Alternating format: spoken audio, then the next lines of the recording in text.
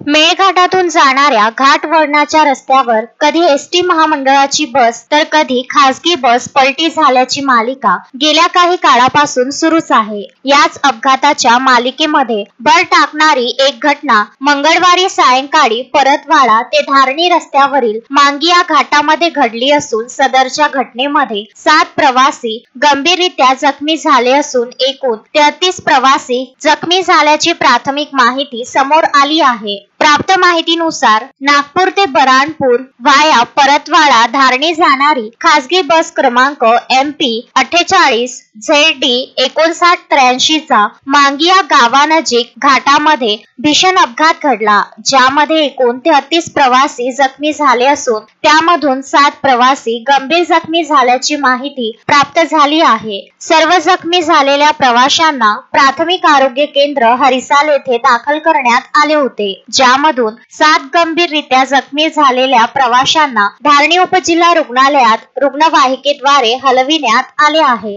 यामध्ये दीप्ती जामुनकर वय 4 वर्ष, रितू जामुनकर वय 17 वर्ष, गणेश चांदणे वय 57 वर्ष, सुभेदार जांभेकर वय 55 वर्ष, सिंधुबाई वय 50 वर्ष, पियुष धावडे वय 15 वर्ष, ओम धावडे वय 12 वर्ष, नरेंद्र धावडे वय 55, जयश्री धावडे वय 42, सुरेंद्र निस्वादे वय 41, सरिता निस्वादे वय 43, फुलचंद बेठे वय 35 वर्ष, अमरीन बानो वय 25, खिजरा फातेमा वय 15, कांचन फुलचंद बेठे वय 22, कृणाली कोहे वय 15, जयराम शंकर बेठे वय 25, नंदू तायडे वय 40, सुमेर लखन उईके वय 65 वर्ष, पद्मा गांधी वय 40 वर्ष, राश काजले वय 25, मोहम्मद अयूब वय 65, मोहम्मद नदीम वय 35, अनिल पाटील वय 25, मनोज बावणेकर वय 4 वर्ष,